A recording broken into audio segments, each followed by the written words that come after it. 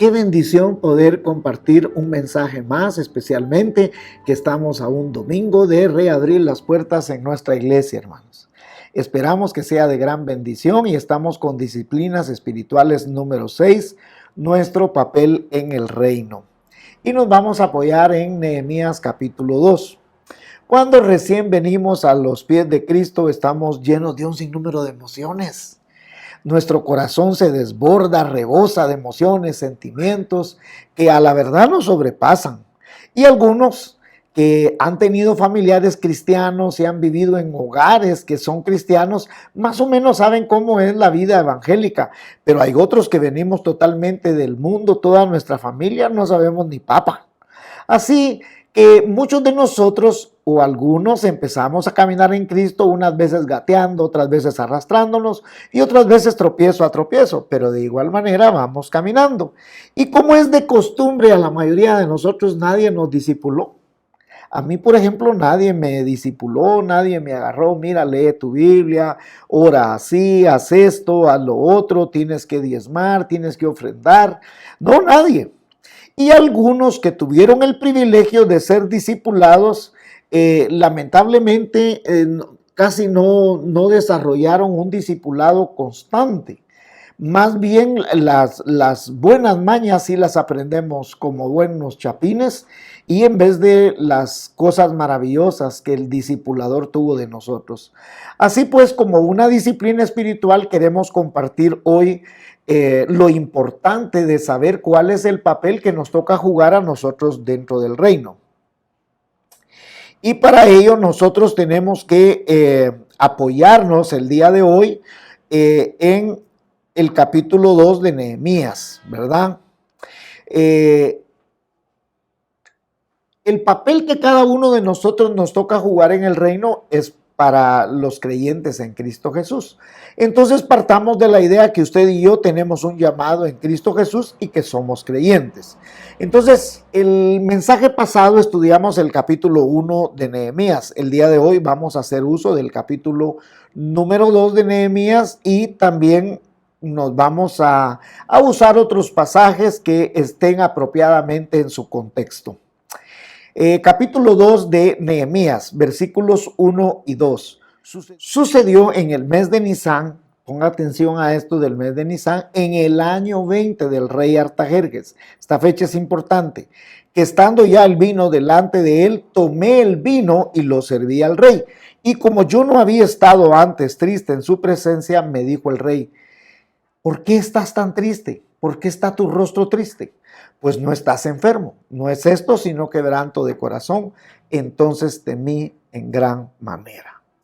Nehemías en realidad tiene una posición de suma importancia en el reino persa.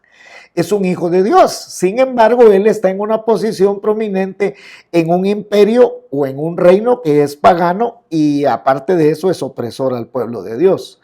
Él en realidad era un copero y el copero era una persona de una altísima confianza e importancia en el reino, ya que el copero era quien primero probaba la bebida, primero probaba la comida para garantizarse que no estuvieran envenenadas. Así al final el copero se convertiría en un consejero del rey.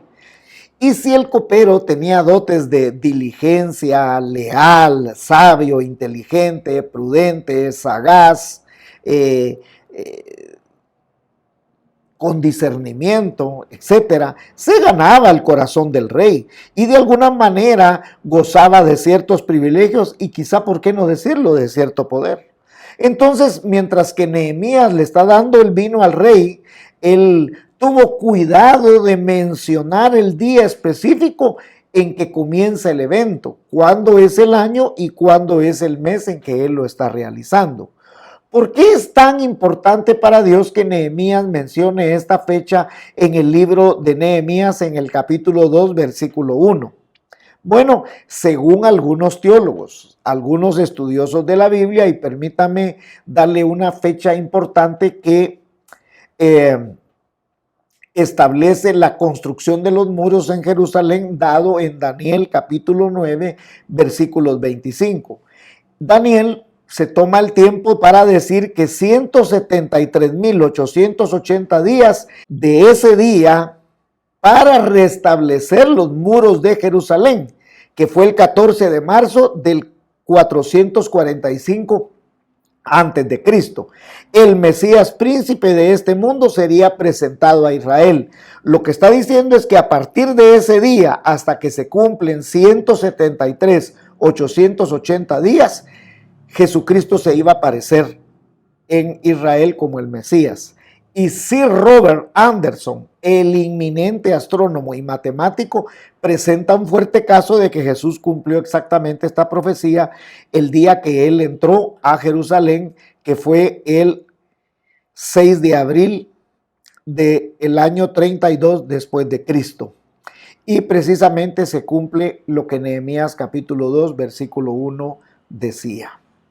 ¿Por qué es importante para nosotros esta fecha? Bueno, el cumplimiento de que Jesús es el Mesías es importante, es indiscutible, pero para nosotros, ¿cómo tiene aplicabilidad esta historia? Bueno, es importante para usted y para mí porque Nehemías piensa que él solo está construyendo un muro. Él sabe que es algo muy importante. Pero aquí la base primordial es que usted y yo comprendamos que jugamos un papel muy importante en el reino, en la construcción del reino de Jesucristo, sin saber cuán importantes somos. Usted es una persona muy valiosa en la construcción del reino. Usted y yo no debemos menospreciarnos, no debemos desvalorizar lo maravilloso que Dios tiene en cada uno de nosotros jugando un papel en el reino de Dios. Entonces Nehemías señala que él estaba triste y deprimido en la presencia del rey y que el rey mismo lo notó. Ahora, Nehemías, por supuesto, tiene un gran temor. ¿Por qué Nehemías tiene temor de que el rey note que él está triste? En los reinos antiguos, el rey tenía la idea de que su presencia irradiaba felicidad. Entonces, cuando él entraba a la corte, se supone que todos deberían de estar sonriendo, porque era feliz que el rey estuviera ahí presente. Entonces, él se suponía que irradiaba felicidad, gozo y todo este tipo de cosas. Evidentemente era falso, ¿no? Habían reyes que eran déspotas y seguramente la gente hasta tenía un gran temor o un odio o un rencor hacia ese rey. Pero entonces todo el mundo debería estar sonriendo y Nehemías no lo está haciendo. Entonces, por un lado era una mala señal porque algo está pasando aquí. O podría ser que Nehemías estuviese siendo envenenado y él ni se había dado cuenta y el rey tampoco. Entonces era una mala señal por donde lo viera, ya sea que fuera una falta de respeto para el rey o que lo estuvieran envenenando. Entonces cuando el rey le dijo, no es esto sino quebranto de corazón, Nehemías supo que el rey había notado su tristeza y que el rey estaba tomando en serio lo que a él le estaba pasando.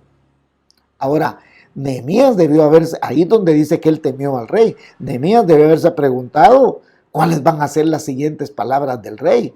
Mátenlo, córtenle la cabeza, encarcélenlo, examínenlo, qué está pasando, ¿verdad? Nehemías había venido orando por meses. En el estudio pasado o predicación pasada dijimos que hay algunos teólogos que dicen que de 4 y otros dicen que hasta 6 meses. Pero fueran 4 o 6 meses, Nehemías había estado orando poderosamente en la presencia del Señor y Nehemías no ha tratado de manipular el corazón del rey, sino llegarle al corazón de Dios mismo, sabiendo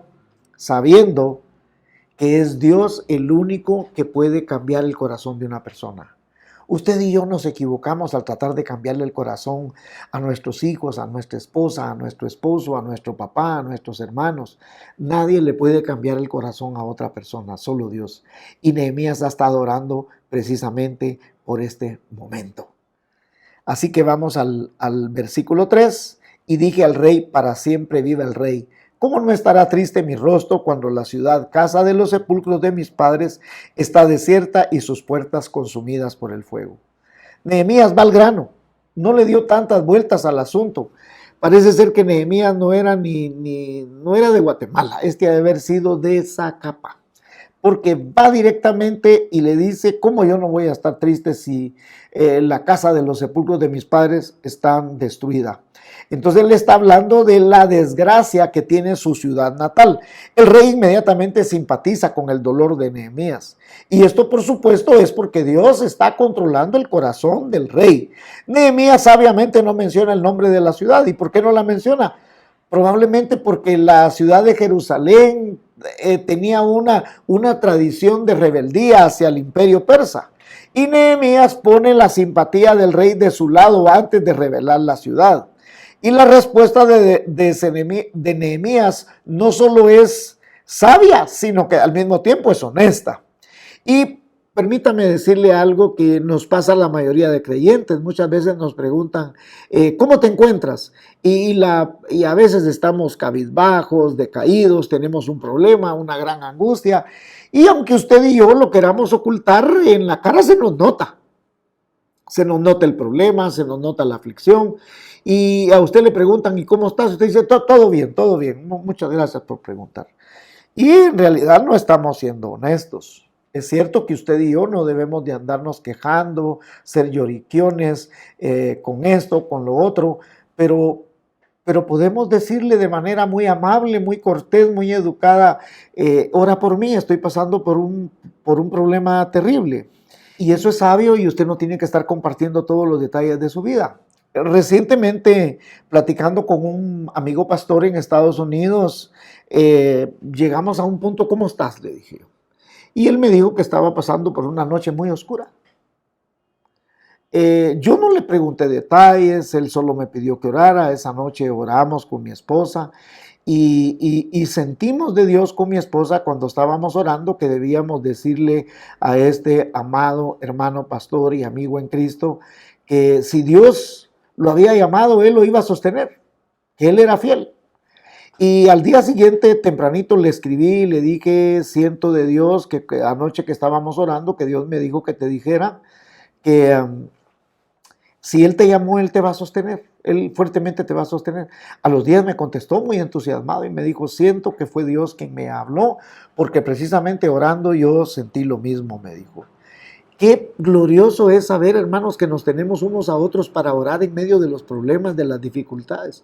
¿Supe yo cuál era el problema que él tenía? No. ¿Le pregunté yo cuál era el problema? No. ¿Me contó él cuál era el problema? No. Y tampoco deseo saberlo. Lo importante es saber que yo puedo orar por él y que él puede orar por mí. Y recuerde, solo Dios rompe las cadenas.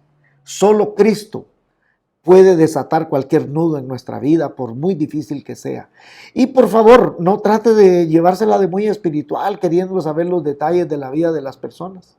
Eso solo Dios lo puede solucionar, a menos que usted lo vaya a solucionar. Si usted le pregunta a una gente, bueno, ¿y cuánto debes? Es porque usted le va a dar dinero. Si no, no nos metamos, hermanos. Y tampoco debemos caer en el papel de chismosos. Mire, por ejemplo, ¿qué hubiera pasado si Nehemías le dice al rey, fíjese que estoy triste porque Jerusalén está en ruinas y lo han pasado casi 100 años y esa gente inmadura, incompetente que está allá no han podido levantar los muros? Ese es caer de chismoso. Él simplemente le dijo cómo estaba la ciudad.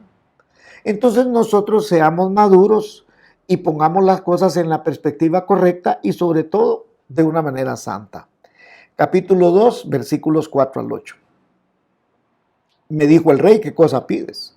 Entonces oré al Dios de los cielos y dije al rey, si le place al rey y tu siervo ha hallado gracia delante de ti, envíame a Judá, a la ciudad de los sepulcros de mis padres, y la reedificaré. Entonces el rey me dijo, y la reina estaba sentada junto a él, ¿cuánto durará tu viaje y cuándo volverás? Y agradó al rey enviarme después y yo le señalé el tiempo. Además dije al rey, si le place al rey que se me den cartas para los gobernadores al otro lado del río, para que me franqueen el paso hasta que llegue a Judá. Y carta para Asaf, guarda del bosque del rey, para que me dé madera para enmaderar las puertas del palacio de la casa y para el muro de la ciudad y la casa en la que yo estaré. Y me lo concedió el rey según la benéfica mano de mi Dios sobre mí. La primera cosa que encontramos aquí diríamos que muy especial, porque el rey le dice, ¿qué cosa pides? Entonces le dijo el rey inmediatamente que estaba como interesado en saber cómo podía ayudar a resolver el problema que tenía angustiado a Nehemías. El rey era un verdadero amigo de Nehemías. Y Nehemías supo que el favor de Dios ya estaba sobre el rey, ¿verdad? Entonces su respuesta no fue córtenle la cabeza, mátenlo. Nehemías supo que los 4 o 6 meses de oración habían valido la pena. Es evidente entonces que Nehemías oró inmediatamente en ese momento pidiendo el auxilio de Dios, como cuando Pedro se estaba hundiendo. Sálvame, una sola palabra. Auxíliame, Señor, en ese momento. Era la oportunidad esperada y era glorioso que podamos tener un tiempo de oración sin que tengamos que hacer grandes testamentos para que las oraciones sean efectivas. Además, no había tiempo. Ahí tenía que contestarle al mismo rey. Entonces él le dice, envíame a Judá. Y fue una respuesta inmediata, y además Nehemías en esta respuesta muestra mucha sabiduría porque involucra al rey, le dice envíame, envíame. Al decirle envíame, le está dando la preeminencia, el respeto, la autoridad al rey, para que el rey se tome de decir, él me está diciendo a mí que sea yo quien lo envíe. Y Nehemías, por otro lado, lo incluye, lo involucra en la solución. Entonces Nehemías no solo le dice envíame, sino que le dice reedificaré, en esas 2 palabras. Entonces era un trabajo enorme, con una gran meta, y Nehemías piensa que esta meta es evidente, es obvio, que solo Dios la podía, que solo Dios, estando con él podía llevar a cabo una meta tan grande que en 100 años sus coterráneos no la habían podido llevar a cabo. Era tan tremenda desafío de poder hacer y abordar este problema de los muros de Jerusalén y todo lo que implicaba. Y le agradó al rey enviarme, dice Nehemías. Entonces el sensible corazón de Nehemías, sus meses de oración, su momento de oración, su gran fe, su gran visión, sus sabias respuestas, fueron todas respondidas positivamente. Y el rey estaba entusiasmado en apoyar a Nehemías en esta aventura. Y Nehemías sabía cuánto necesitaría estar fuera. Le señalé tiempo, dice. Sabía que necesitaría salvoconductos, documentos reales que fueran con el sello real, que autenticaran que él iba de parte del rey, y también que necesitaría materiales. Entonces, por otro lado, él sabe también que necesita materiales no solo para los muros, madera para las puertas, portones, para las mismas estructuras que se tendrían que construir, así como también, digamos, todas las formaletas que iban a hacer para fundir la piedra, qué sé yo, no digamos para construir su propia casa. Entonces Nehemías sabe todo sin aún haber estado en aquel lugar, porque ha pedido la dirección de Dios. Nehemías tenía un plan, y Dios siempre trabaja con planes. Jehová nuestro Dios es planeador por excelencia. El consejo de Jehová permanecerá para siempre, los pensamientos de su corazón por todas las generaciones. Salmo 33, 11 dice. Desde el inicio del mundo Dios ha tenido un plan de salvación. Y ese plan de salvación a veces nosotros no lo miramos. Por ejemplo, creemos que durante este año de la pandemia los planes no han caminado. No, el reloj de Dios no se detiene. Los planes de Dios se están cumpliendo genuinamente paso a paso. Ahora bien, Dios desea que usted y yo planifiquemos todo lo que hagamos. Por eso la Biblia dice, los pensamientos del diligente ciertamente tienden a la abundancia, mas todo el que se apresura alocadamente de cierto va a la pobreza. Proverbios 21:5. Por otro lado, es importante decir que la fe no es el sustituto de la planeación, ¿verdad? No somos más espirituales por dejar de planear, ni somos menos espirituales porque hacemos un plan. No, por el contrario. Yo creo que Dios quiere que nosotros usemos todas las técnicas, todas las habilidades, capacidades que tengamos para gloria de nuestro Señor. Y puede haber que algunas veces en las que simplemente no podemos planear, que habrá que hacer las cosas de manera inmediata. Pero es evidente que estando Nehemías no sé por cuántos años en la presencia del rey, por muchos años ha de haber escuchado cómo planeaban las guerras, los ataques, los proyectos de construcción del mismo rey allá en Persia. Entonces Nehemías era un hombre que tenía las habilidades, las capacidades y, por qué no decir, los dones de Dios para hacer este tipo de empresa. Entonces Nehemías también es un hombre osado, porque sin miedo le pide toda la ayuda necesaria y todos los recursos para llevar a cabo aquella gran obra. Y Nehemías no es que tome ventaja del rey, más bien mostró respeto y lo involucró en un trabajo glorioso. Y nosotros debemos de tener la sabiduría para invitar a otros a ser parte del reino. Y permítame decirle con mucho respeto y con mucha autoridad que mucha gente se ha convertido en nuestra iglesia no siendo creyentes cuando los involucramos en trabajar en algunas cosas. Y a pesar de que este era un rey pagano, Nehemías aún así entendió que Dios lo había mandado para colaborar con él y a través de él ser una ayuda poderosa para poder levantar estos muros. Y Dios puede proveer de las maneras menos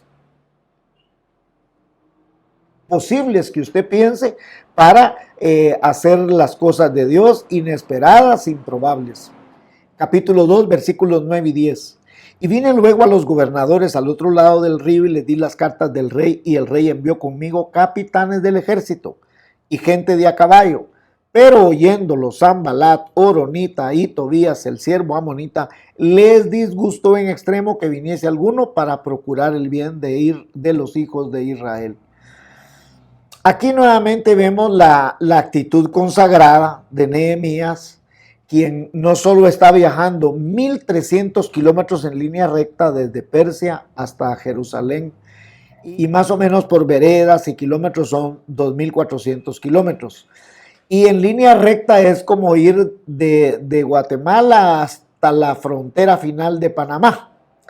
Más o menos unos 2.400 kilómetros así por carreteras, desvíos y todo eso, ¿no?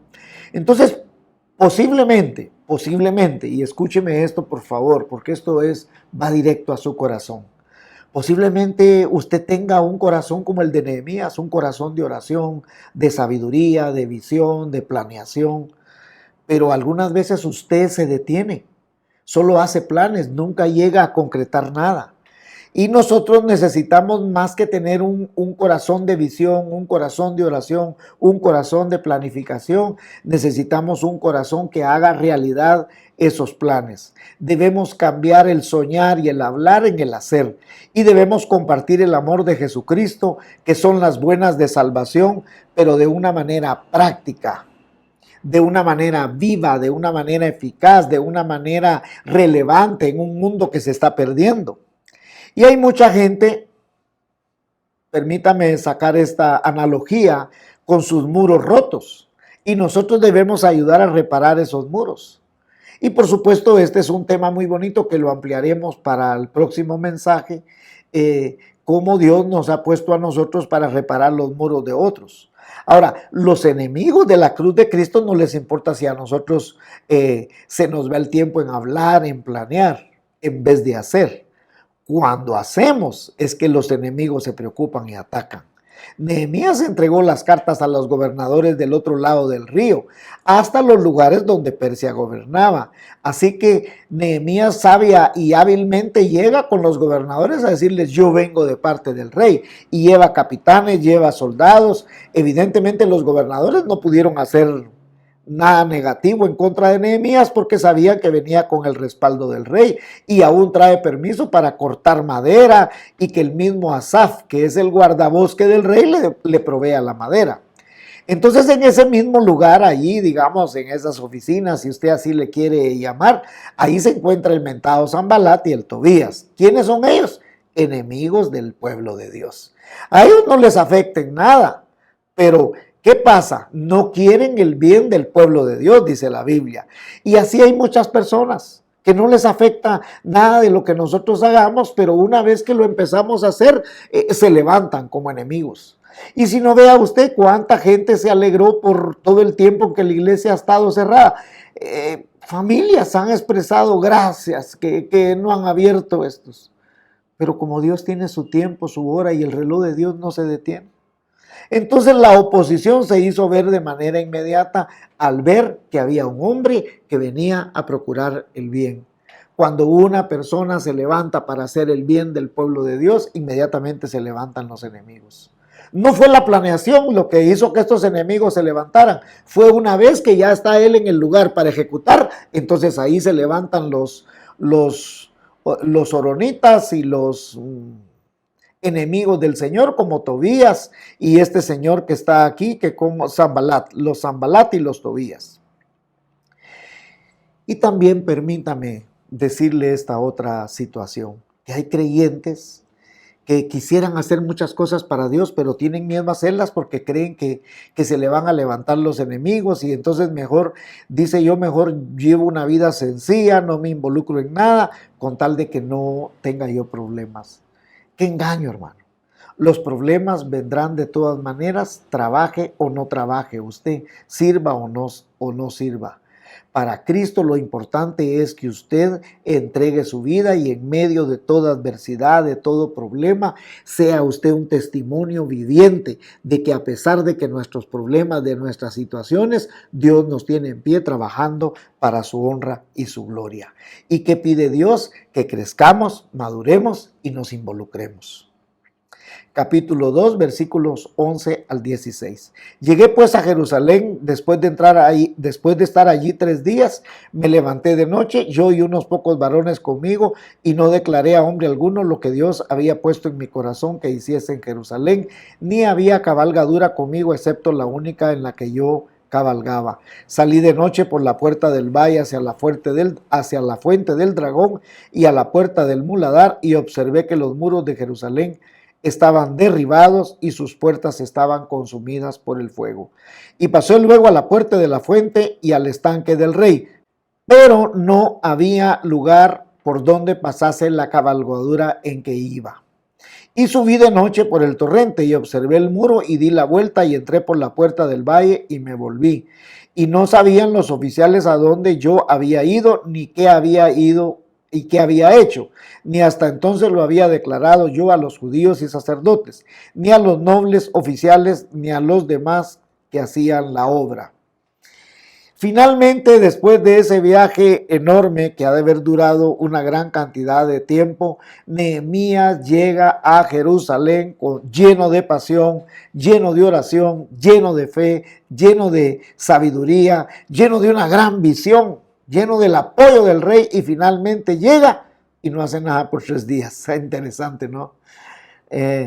Tampoco le comenta nada a nadie, ¿no? Y algunas veces es mejor servir antes que hablar, porque muchas veces nosotros nos ponemos a hablar lo que vamos a hacer y ya surgen los enemigos y ni siquiera ha hecho nada.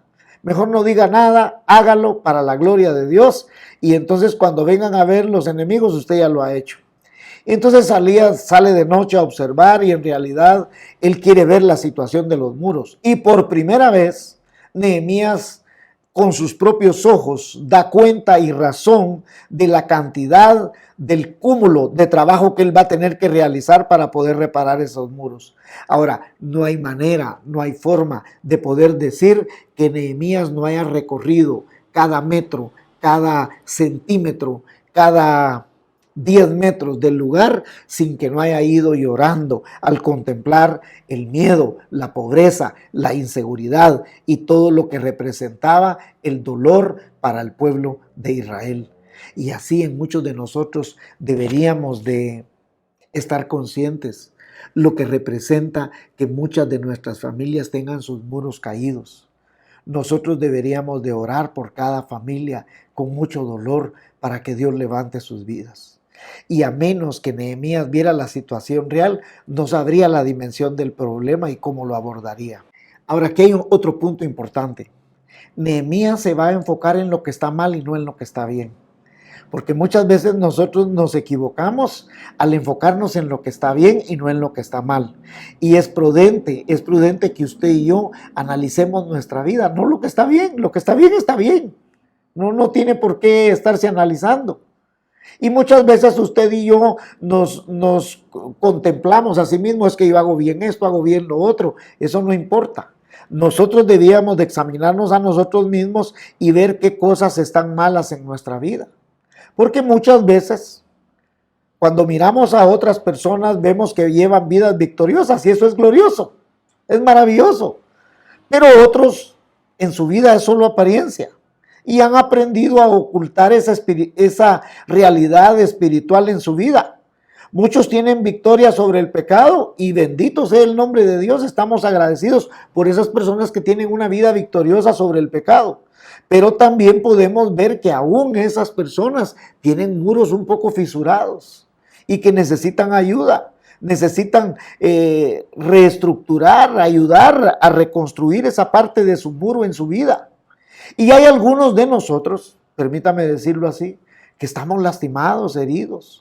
Otros quizás atrapados en un círculo de pecado que quieren salir, pero no saben cómo pedir ayuda. Y hay los que les da vergüenza decir, ayúdame. Pero para eso está la iglesia, para reconstruir los muros. Y hay los que piensan que creen en Dios, pero nunca le han entregado su vida a Jesucristo como Señor y Salvador personal. Ahora, Dios quiere, escuche esto es lo lindo. Dios quiere reparar los muros de su vida. Y por eso Dios se tomó el tiempo de escribir este libro y de escribir este pasaje en particular, en el cual le tengo la noticia que Dios quiere reparar los muros de su vida. Somos llamados a ayudar a reparar la vida de otros también. Y de esa misma manera debemos ver nuestra vida, nuestro negocio, nuestros amigos. Somos llamados a levantar al caído.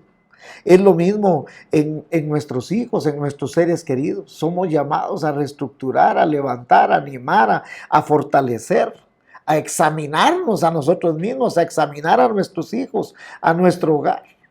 Es cierto que amamos, pero hay veces que queremos ocultar que las cosas están bien cuando sabemos que la realidad es que no están bien. Y es lo mismo en la iglesia. En la iglesia hay áreas que necesitan ser impactadas y que no están siendo impactadas. Ahora, esto no es con el propósito de criticar, es con el propósito de encontrar hombres que se llamen Nehemías, como usted, como yo y como quién sé yo cuántos. Dios está buscando los Nehemías para impactar en la iglesia, para impactar a un mundo que está caído. Y si usted y yo hiciéramos un recorrido serio por nuestra vida, ¿qué áreas de nuestra vida están derrumbadas? Mire lo que dice Proverbios 25, 28. Como ciudad derribada y sin muro es el hombre cuyo espíritu no tiene rienda, dice. Y muchas vidas están así como estas ciudades con sus muros derrumbados. Hay una sensación de miedo, de pobreza, de inseguridad, y Dios quiere que eso cambie.